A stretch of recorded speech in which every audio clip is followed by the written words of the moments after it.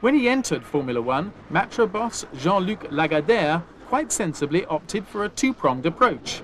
On the one hand, he supplied the Tyrrell team with chassis into which they fitted the ubiquitous Ford Cosworth V8. But at the same time, he set up a 100% Matra team, whose cars were powered by their own superb V12. On paper, this engine had more potential than its rivals, because its basic design meant that it should have been able to rev higher and thus give more power.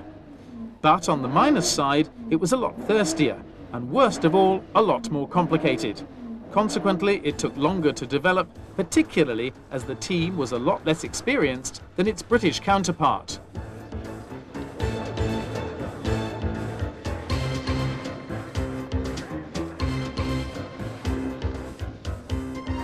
Built with the aid of a government subsidy, the V12 Matra certainly made a nice noise. Unfortunately, however, the French manufacturer chose to divide its efforts between endurance racing and Formula One, which did nothing to help the results in either. So, while the Matra Ford flew from success to success and took Jackie Stewart to the first of his 3 world titles in 1969, the Matra went from one setback to another and would never win a single Grand Prix.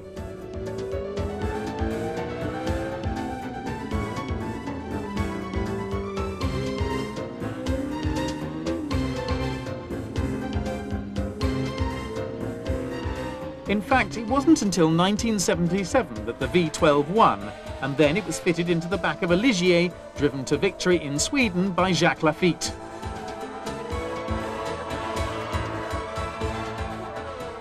Even though Renault's programme was run very differently, that team's experiences were in many ways similar. The Régie came into Formula One in 1977 to promote its image. Nous pensions que la première preuve que nous devions faire, c'est de montrer que Renault faisait de la compétition et accédait progressivement au niveau de notoriété mondiale avec cette compétition, mais en même temps, elle voulait développer une technologie de pointe qui pouvait avoir des retombées sur l'image technique de Renault et éventuellement sur des produits de série futurs.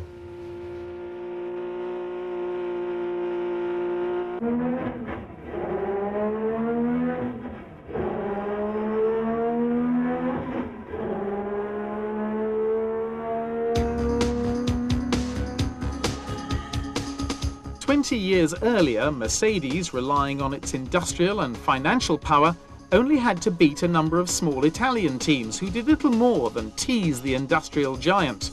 By throwing all its resources behind its campaign, Renault hoped to have the same success.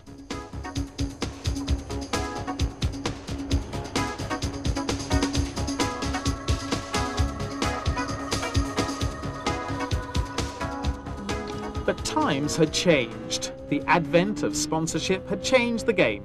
Since the 60s, the smaller teams had become wealthier now that they could tap into outside finance. That had raised the overall standard of competition, and the smaller teams had become much more professional and better equipped than they had been a decade earlier. They were therefore much tougher and tenacious adversaries, and Renault also chose the more difficult course of action by deciding to construct and run cars entirely designed and built by their own engineers and technicians. Je crois qu'il aurait fallu désolidariser plus vite l'équipe de course de Renault pour qu'elle soit plus indépendante et plus souple. Si j'avais à refaire, c'est maintenant, je dirais, peut-être en 81 ou 82, fallait-il déjà couper le cordon ombilical qu'il y avait avec les motoristes, qui faisait que l'ensemble de l'équipe moteur plus châssis était peut-être plus lourde à manier qu'une équipe anglaise. Between 1977 and 1985, the Renault Sport team won 15 races but never achieved their chosen goal, the World Championship title. Honda tried to do the same thing, but with no more World Championship success in the 60s, winning just the 1965 Mexican Grand Prix. But having learned this lesson, the Japanese manufacturer then enlisted the help of Lola and Surtees as partners. However, this was no more successful and was soon curtailed. Nevertheless, Honda had been able to weigh up the advantages and disadvantages, so that when they returned to Formula One in 1983, it was simply as engine suppliers with an ambitious V6 turbo initially supplied to Spirit, which were virtually their test team. Turbocharged engine is anyway the advanced technology for the future in the passenger cars. So we are not intending to come into the racing just as for winning, but also we want to develop the new engine technologies as a controlling system of the engine, especially for the fuel injection. It is digitally computerized, and it's a sensor, basically RPM, and also the pressure boost of the engine is the basic sensing factors.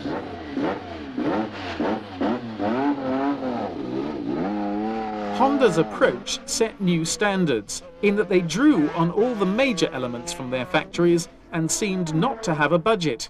Even so, the Japanese also appreciated that they needed to enlist the help of a major and successful partner. Within 6 months, they had teamed up with Williams, the previous year's world champions. Their main rivals were the McLaren team, whose cars were fitted with tag engines developed by Porsche, and Brabham, who had BMW power and for whom Nelson Piquet would win the 1983 World Championship. The Brazilian moved to Williams and would win the title again in '87, this time powered by a Honda engine. But the Japanese were unimpressed by the rather public inter-team rivalry between Piquet and Mansell, and were wooed away from Williams by Ron Dennis, whose McLaren team was setting unprecedented new standards in Formula One professionalism.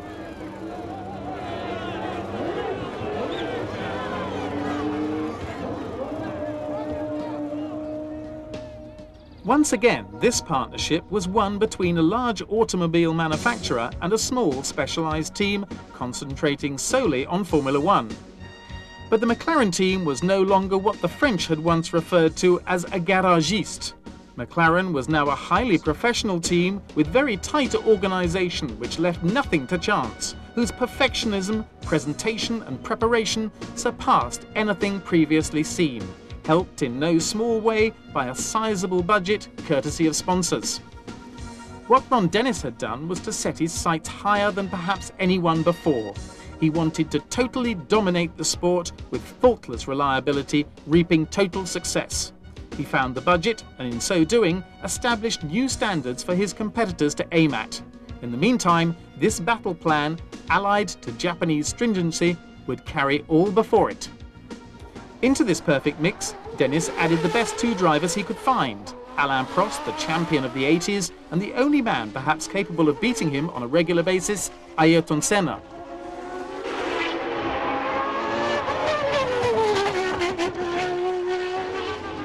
Dennis's battle plan almost succeeded. Without Honda engines, the Williams team were almost and also ran, allowing the McLaren pair to share 15 victories from a possible 16. Only the Italian Grand Prix was missing from their record, allowing Ferrari a face-saving victory.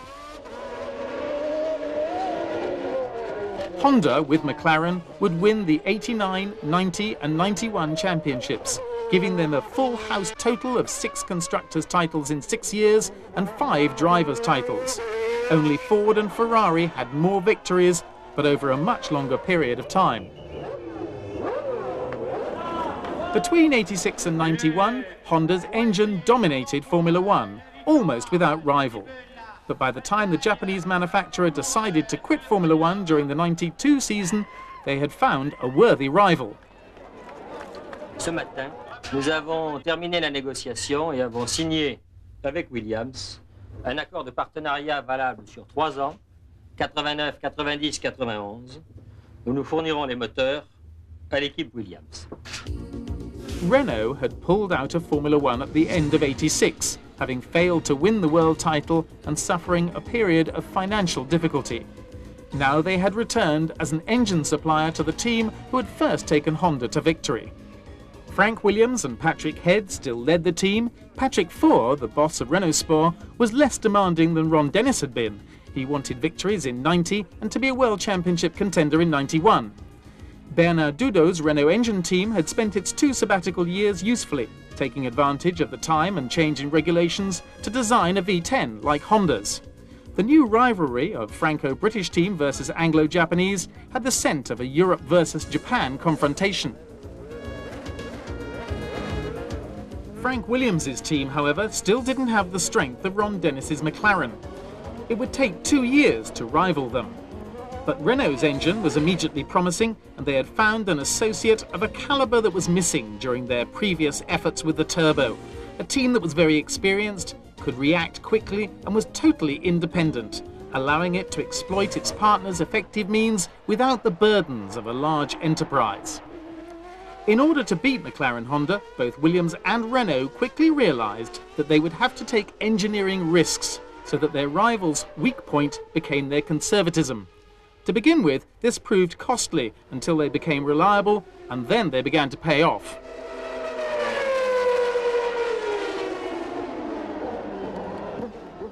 It was Mansell's attack on Senna at Barcelona in 1991 that symbolised the changeover, signalling the end of McLaren Honda's reign and the advent of Williams Renault.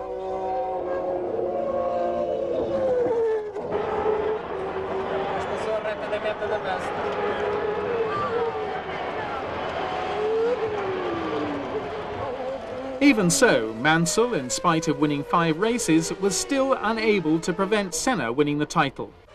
But the programme was underway, and he would succeed in '92 when Mansell, Williams and Renault would win their titles.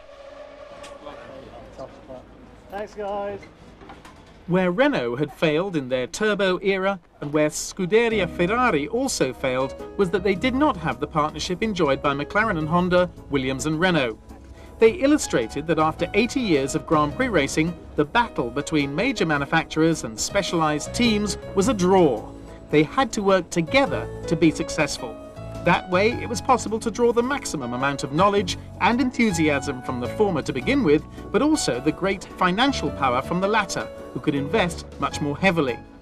At the beginning of the 90s, there was no other way of attaining technical perfection in Formula One. Both methods of tackling the same job had had their day, and the ideal solution was a combination of the two.